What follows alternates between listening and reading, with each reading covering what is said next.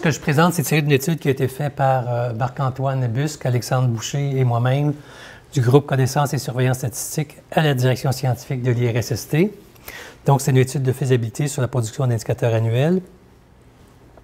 Donc, l'objectif était d'évaluer la faisabilité de produire des indicateurs annuels globaux, mais aussi par champ de recherche, pour détecter à court terme les changements de risque et de gravité des lésions et à moyen terme les tendances. Donc, c'est vraiment pour évaluer les changements qui surviennent avec les années. 4 catégories d'indicateurs ont été explorées. Il y a les indicateurs de fréquence, de gravité, les indicateurs combinés de fréquence et gravité et des indicateurs de coût, en particulier des indicateurs de débours de la CSST. Pour les sources de données utilisées, tout ce qu'on a vérifié, testé, c'est à partir des données sur les lésions professionnelles telles que déclarées et acceptées à la CSST. On a pris ça à partir d'une base de données qui s'appelle le DDCR, le dépôt de données central et régional de la CSST. Et ce qu'on a regardé, c'est l'ensemble des accidents et maladies professionnelles acceptés et aussi ceux avec des jours indemnisés, comme 2 catégories d'accidents. Pour la production d'indicateurs, dans plusieurs cas, ça nous prend des informations sur la main-d'œuvre pour rapporter ces lésions-là aux travailleurs qui couraient le risque de subir ces lésions. 3 types d'enquêtes de Statistique Canada ont été explorés et on a regardé aussi l'utilisation de la masse salariale de la CSST. On produit aussi des indicateurs qu'on appelle quinquennaux à tous les 5 ans à partir des données du recensement. Et ces indicateurs-là, au fil des années, on a appris plusieurs choses à propos des indicateurs, des caractéristiques intéressantes à avoir. Et entre autres, ce qu'on a développé au fil des ans, c'est de calculer des indicateurs en utilisant des effectifs de travailleurs basés sur les heures travaillées plutôt que sur le nombre d'individus.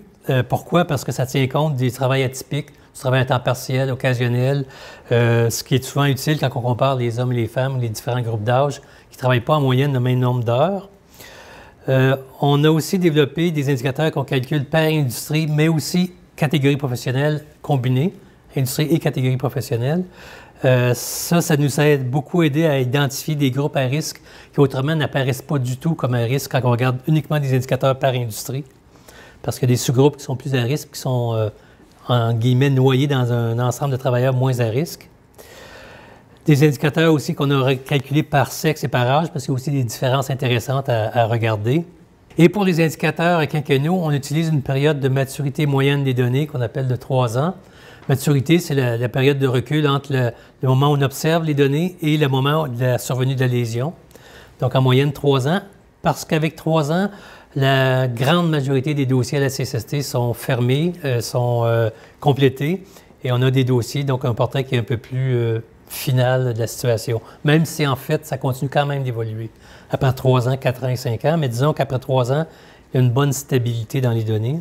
Les difficultés liées aux indicateurs annuels, bon, les difficultés, c'est que, comme je viens de parler des caractéristiques intéressantes qu'on a pu calculer avec les indicateurs quinquennaux, entre autres des indicateurs par industrie et profession, il n'y a pas beaucoup de sources de données qu'on peut utiliser, en fait, qui permettent de croiser, de découper la main-d'œuvre à la fois par industrie et catégorie professionnelle, par âge et sexe. En fait, de façon suffisamment détaillée, il y a vraiment juste le recensement qui nous permet de faire ça. Autrement, c'est très, très, très agrégé. L'autre difficulté, c'est que dans les indicateurs annuels, ce qu'on veut faire, c'est en fait, à partir du moment où on a calculé des indicateurs pour une période donnée, comme par exemple actuellement 2005-2007, on veut regarder la situation, comment elle a évolué depuis cette période-là. Donc, des indicateurs pour 2007, 2008, 2009, 2010, pour voir si on détecterait des tendances ou des changements dans la situation. Les indicateurs quinquennaux, en fait, nous permettent de situer le risque, par exemple, d'une industrie, catégorie professionnelle par rapport à une autre, à un moment donné, alors que les indicateurs annuels nous permettraient de suivre l'évolution, savoir si depuis ce moment-là, est-ce que ça a bougé et lesquels ont bougé en termes de risque ou de gravité des lésions. Pour la période de maturité des données, la difficulté qui est plus courte dans le cas des indicateurs annuels, puisqu'on va avoir ça sur des années plus récentes, ce qui va être la difficulté, c'est l'importance des valeurs non codées, des valeurs manquantes, par descripteur de lésions, ou par industrie ou profession, d'estimer aussi l'impact que ça peut avoir sur les mesures de conséquences. C'est-à-dire de savoir si on prenait, par exemple, avec des maturités de 1 an, 1 an et demi, 2 ans, les données, lesquelles étaient les plus intéressantes pour avoir un équilibre entre des données qui ne sont pas trop anciennes, mais en même temps qui sont assez stabilisés en termes de portrait de la situation. Par exemple, pour la période 2005-6 des indicateurs qu'on a calculés, la dernière année des indicateurs quinquennaux qu'on avait calculés, si on regarde la dernière année, les lésions survenues en 2007, qui ont 3 ans de maturité, c'est au 30 juin 2010 qu'on pouvait observer la situation, c'est-à-dire que pour les lésions survenues durant l'année 2007, on a cumulé les jours perdus, les coûts, les débats à la CSST jusqu'au 30 juin 2007, le moment de l'observation, ce qui permettait d'avoir un portrait assez complet. On a cumulé aussi les jours perdus et les débats liés aux rechutes récidives ou aggravations qui faisaient suite à l'événement d'origine, à l'origine de la lésion qui était survenu en 2007. Donc ça, c'est 3 ans de maturité. Donc on voit qu'avec 3 ans, pour une période 2005-2007, c'est l'observation est au 30 juin 2010, donc on ne peut pas, il y a un an et demi avant que les données soient publiées, traitées et publiées. Donc 2011-2012, on sort des données sur 2005-2007. Il y a donc une longue période qui s'écoule et c'est un peu pour combler justement l'évolution, connaître un peu ce qui s'est passé depuis 2007, qu'on veut calculer des indicateurs annuels entre les périodes de recensement, donc entre les indicateurs quinquennaux, entre autres. Là, la difficulté, comme je l'ai mentionné, c'est la période de maturité plus courte. Si on veut avoir, si on regarde des données avec 1 an de maturité en moyenne pour les données de 2007, c'est des données observées au 30 juin 2008. Avec 1 an et demi, c'est des données qui seraient observées au 31 décembre 2008, puis avec 2 ans, au 30 juin 2009. Évidemment, tout ça fait qu'on décale le moment où on peut présenter les résultats.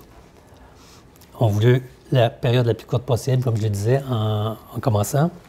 Comme je le disais, il y avait 3 sources de Statistique Canada et une source qui était de la CSST. Les 3 enquêtes de Statistique Canada, c'est l'enquête sur l'emploi, la rémunération et les heures travaillées, l'enquête sur la population active, l'enquête annuelle sur les manufactures et l'exploitation forestière. Ici, bon, il y a plusieurs informations, mais j'attirais l'intérêt surtout sur les dernières cellules ici en bas. C'est-à-dire que par rapport aux variables, aux leçons qu'on a tirées des indicateurs quinquennaux, comme on disait, l'importance de calculer des indicateurs avec les heures travaillées, ça c'était privilégié. Les indicateurs par industrie, aussi détaillés que possible, et par profession, idéalement. Sexe et âge aussi. Donc on voit que dépendamment des sources qu'on utilise, on va avoir ou non des informations par profession, sexe et âge. Et c'est pour cette raison-là que plusieurs sources peuvent être utilisées et que dans nos indicateurs, on réfère à plusieurs sources potentielles, dépendamment de ce qu'on va vouloir avoir comme découpage puis comme croisement de variables. Ce que je pourrais aussi dire à propos des enquêtes, c'est que les enquêtes comme le RH et l'enquête annuelle sur les manufactures sont des enquêtes auprès des employeurs et complétées avec des données administratives provenant de Revenu Canada. L'enquête sur la population active est une enquête auprès des ménages. Donc, c'est une enquête dont la source d'information est un peu différente. Puis les données d'une source ne sont pas directement comparables avec une autre, comme on voit, par exemple, le total des travailleurs de la main-d'œuvre avec une source, ils vont comparer avec ceux d'une autre source, soit parce qu'ils ne couvrent pas le même univers exactement de travailleurs, soit aussi à cause des différences méthodologiques. Mais comme je le mentionne, c'est surtout ce point-ci qui est à conserver. On voit que c'est seulement avec le PA qu'on peut avoir des données qui tiennent compte à la fois des heures travaillées, de l'industrie, de la profession, du sexe et de l'âge. Pas nécessairement tout croisé ensemble, mais qui peut tenir compte de chacune de ces dimensions-là. Et ici, on parlait par rapport à l'industrie à 21 coefficients, qui était le niveau à peu près le plus détaillé qu'on pouvait avoir. Ça, c'est au niveau des données publiées, parce qu'il y a toujours une possibilité d'aller chercher des données non publiées en commandant des tableaux personnalisés et atteindre un niveau de découpage qui pourrait être plus fin que 21 groupes d'activité économique SIAN. Maintenant, en termes d'impact de la maturité sur les descripteurs de lésions, les descripteurs, c'est le genre d'accident, le siège de la lésion, l'agent causal de la blessure et la nature de la lésion. Ici, on regarde en moyenne, selon la différence de période de maturité, soit de 1 an à 3 ans. Par exemple, en termes de nombre total de lésions acceptées, on est passé de 111 847 à 113 069, donc environ 2000 lésions de plus. Pour cette période-là. On voit aussi que ça augmente un petit peu d'une mise à jour à l'autre. L'explication aussi, c'est que des lésions, des demandes qui sont déposées à la CSST, sur lesquelles soit qu'il y a eu des contestations, soit que les décisions étaient suspendues et qui finalement finissent par avoir une réponse favorable quand on les compte ici, ça c'est une lésion acceptée. Donc, on voit que ça évolue, mais quand on regarde la différence entre 1 an et demi, en particulier, et 3 ans, on voit que la différence est d'environ 300-400 dossiers, donc c'est quand même déjà plus stabilisé. La proportion de lésions qui sont non codées pour la variable qui est le siège de lésion, on voit que c'est 0. C'est donc, dans tous les dossiers, c'est codé. C'est une variable qui est codée à l'ouverture du dossier. Alors que les autres variables descriptives, nature, genre, agent causal de la lésion, sont codées à la fermeture du dossier ou au moment où le dossier est archivé, s'il est encore actif, mais après un certain nombre d'années, il peut être archivé. Donc, ces variables-là sont codées à la fermeture et on voit que plus on avance dans le temps, ou en période de maturité qui est un peu plus longue, plus la proportion de lésions non codées diminue. Donc, on voit que c'est 8,4 des dossiers qui étaient non codés au bout de 3 ans, comparativement à 10,5 au bout d'1 an et demi. Donc, il y a encore une différence d'environ 2 1 an et demi, on l'a mis en foncé parce qu'en bout de ligne, c'est cette maturité-là qu'on a retenue comme la plus intéressante pour l'équilibre entre des données récentes et avec des dossiers suffisamment complétés. Si on regarde aussi en termes de lésions indemnisées, c'est-à-dire des accidents du travail avec des jours indemnisés ou des maladies professionnelles avec des débours, survenus en 2007, bon, les nombres sont plus petits, là, il y a quand même 20 000, 25 000, 23 000 lésions qui n'ont pas de jours indemnisés, par exemple. Mais en termes de nombre, mais on voit que l'évolution est un peu du même genre et la proportion, comme par exemple, on voit que la proportion de dossiers non codés pour nature, genre, agent causal est environ 1 plus bas après 1 an et demi, quand on regarde juste les lésions indemnisées. Et au bout de 3 ans, il y a une différence qui est plus importante, là, qui est de 6,8 par rapport à 8,4 des dossiers non codés. Donc, c'est ça, 1 an et demi paraît comme la situation un peu plus d'équilibre intéressante par rapport à ces informations-là. D'autres variables qu'on était aussi intéressés à regarder, ici, c'est les mêmes nombres de lésions. Là. Ce qui est différent, c'est la proportion des lésions non codées pour la profession et l'industrie. On voit qu'au bout de 3 ans, c'est 8,5 des dossiers n'ont pas de profession codée, comparé à 10,7. C'est très semblable à ce qu'on voyait avec les variables genre, nature, siège, agent, parce que c'est aussi une variable qui est codée à la fermeture du dossier. Donc, c'est à peu près semblable. Et on voit que peu importe la période de maturité, il y a environ 5 des dossiers pour lesquels l'industrie n'est pas codée. Pour les lésions indemnisées, bon, la situation est semblable, mais avec des valeurs un peu plus faibles, une proportion de dossiers non codés un peu plus faible. Donc, c'est un point important à retenir. C'est toujours 5 des dossiers non codés.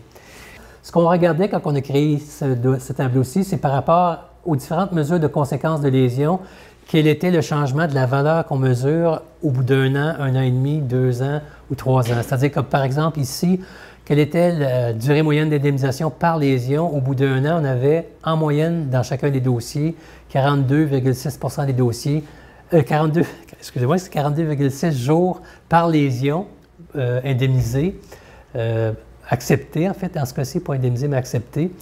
Et on voit que ça augmente à 50 jours, 57 jours et 69 jours. On voit que ça change quand même passablement, la durée moyenne des lésions. Donc, il s'ajoute du temps avec l'allongement de la période de maturité des données.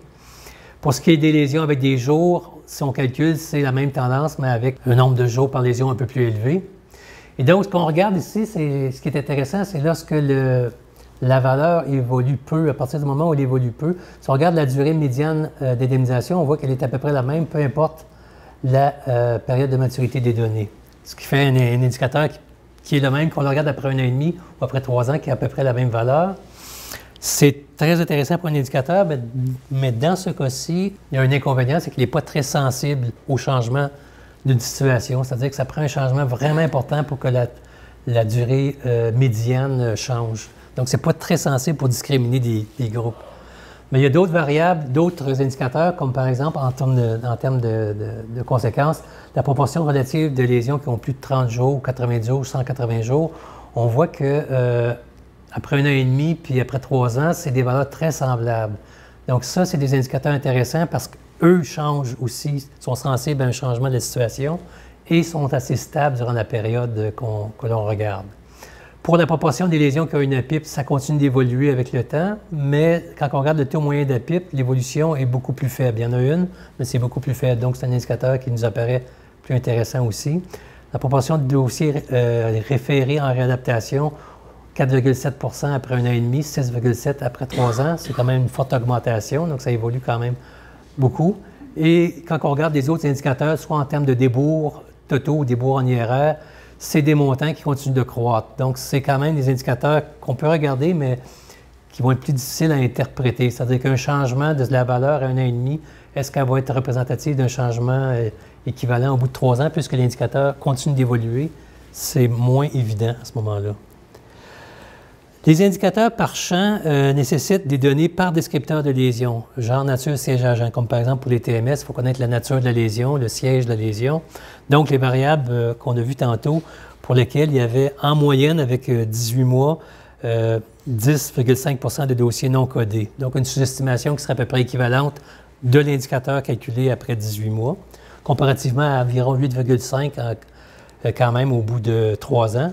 C'est plus bas, mais c'est quand même pas zéro. Ce problème-là, si on compare l'évolution, bien, si c'est stable, c'est toujours 10,5 par année, c'est un problème qui est moins une grande difficulté pour comparer l'évolution d'une année à l'autre. Et en plus, on peut aussi compléter, calculer l'indicateur en tenant compte, en corrigeant pour cette sous-estimation-là. Donc, on peut contourner cette difficulté-là d'un point de vue technique. Les résultats qu'on a obtenus en termes d'indicateurs potentiels, on a 2 indicateurs de fréquence qu'on a proposés, 7 indicateurs de gravité ou de conséquence, un indicateur combiné de fréquence-gravité et 2 indicateurs de coût. Le choix de l'indicateur à retenir va dépendre un peu de la dimension qu'on veut regarder. Si on veut regarder un indicateur du risque de lésion professionnelle, de la gravité, mais en termes d'incapacité permanente ou en termes de jours d'absence, c'est des aspects différents de la gravité qu'on veut mesurer. Ça dépend aussi du regroupement de travailleurs à documenter, comme je l'ai montré tantôt dans les différentes sources de données. Si on veut croiser l'industrie, profession, âge et sexe, ou si on veut obtenir de l'information par sexe et âge, bien, on avait seulement l'enquête de sa population active, par exemple. Puis ça dépend du niveau de détail qu'on veut obtenir au niveau des industries. Et ça dépend aussi des types de limites qu'on est prêt à accepter pour les indicateurs. Donc, il y a plusieurs éléments qui peuvent nous faire choisir l'un ou l'autre des indicateurs. Dans les indicateurs potentiels, bien, on a le taux de fréquence et le taux de fréquence ETC, qui est le nombre de lésions par 100 travailleurs en équivalent temps complet, en gros. Dans les indicateurs de gravité, bon, la durée moyenne, on a vu qu'elle changeait. Durée médiane d'indemnisation, les proportions de lésions au-dessus d'un certain seuil. Bon, 4 étoiles, parce que c'est les indicateurs qui sont plus stables et qui peuvent permettre de mieux mesurer un changement. 1 étoile, c'est des indicateurs stables, mais qui sont moins sensibles à l'évolution de la situation. Les proportions de lésions avec une APIP, c'est aussi un indicateur qui peut être calculé, mais qui va demander, comme je disais, plus de doigté dans l'interprétation du changement de sa valeur. Le taux moyen d'APIP, le taux médian d'APIP, la proportion de lésions référées en réadaptation, ce qu'on a vu tantôt un peu là, dans la liste des indicateurs. Les indicateurs de fréquence durée qui seraient basés sur la masse salariale, ce serait un autre indicateur qui pourrait calculer, indicateur combiné de fréquence durée, et les indicateurs de débours, que ce soit le ratio débours par masse salariale ou débours moyen par lésion. Pour chacun des indicateurs, on a créé à la fin du document une fiche descriptive de l'indicateur. Chaque indicateur potentiel est présenté à l'aide de cette fiche. Les fiches nous aident à présenter la définition de l'indicateur, la méthode de calcul, les différentes sources de données qui peuvent être utilisées pour calculer l'indicateur, l'interprétation qu'on peut en faire, puis des notes méthodologiques sur les sources et sur l'indicateur lui-même. De ce qu'on a vu, en fait, les limites des indicateurs annuels, c'est que la valeur de certains de ces indicateurs est incomplète en raison de la courte période de maturité des données. Pour ces indicateurs, les changements mesurés peuvent résulter de changements du phénomène, mais aussi de changements administratifs, comme par exemple la proportion de dossiers qui ont une incapacité permanente. C'est possible que si on traite plus rapidement les dossiers, après 18 mois, qu'on ait une plus grande proportion de dossiers qui ont un taux d'incapacité permanente qui aurait été déterminé, donc qu'on en ait plus. Donc ça peut jouer, et c'est des choses qu'il faut tenir compte quand on analyse les données. Les indicateurs par âge et sexe, c'est limité à l'ensemble des travailleurs ou à quelques grands regroupements d'industries ou professions. Et les indicateurs calculés à partir de différentes sources ne seront pas comparables entre eux. Ils sont comparables pour connaître l'évolution, mais pas comparables d'une source à l'autre. Et les indicateurs ne peuvent être calculés par industrie et catégorie professionnelle à partir des données qui sont publiées. À partir de données non publiées, dans certains cas, ça serait possible. En termes d'avantages, tous les indicateurs sont utilisables pour détecter des changements à court terme dans les tendances. C'est possible de produire des indicateurs par âge et sexe pour l'ensemble des travailleurs ou par grand regroupement d'industries et de professions. On peut produire des indicateurs par industrie détaillée en choisissant la source appropriée pour suivre les changements concernant les risques ou la gravité des lésions professionnelles. Puis, on peut produire des indicateurs par industrie et catégorie professionnelle, les deux, à partir de l'EPA, en achetant par exemple un tableau personnalisé de données. En conclusion, on peut dire qu'il est possible de produire des indicateurs pour détecter les changements à court terme et identifier les tendances. Il faut tenir compte des limites des indicateurs dans leur usage et surtout dans leur interprétation. Ces indicateurs-là viennent compléter les indicateurs quinquennaux, comme je le mentionnais. Indicateurs quinquennaux, comparer le risque entre les industries. Indicateurs annuels suivent l'évolution depuis ces indicateurs quinquennaux. Les indicateurs calculés à partir de différentes sources ne sont pas comparables entre eux, comme j'avais mentionné. Voilà.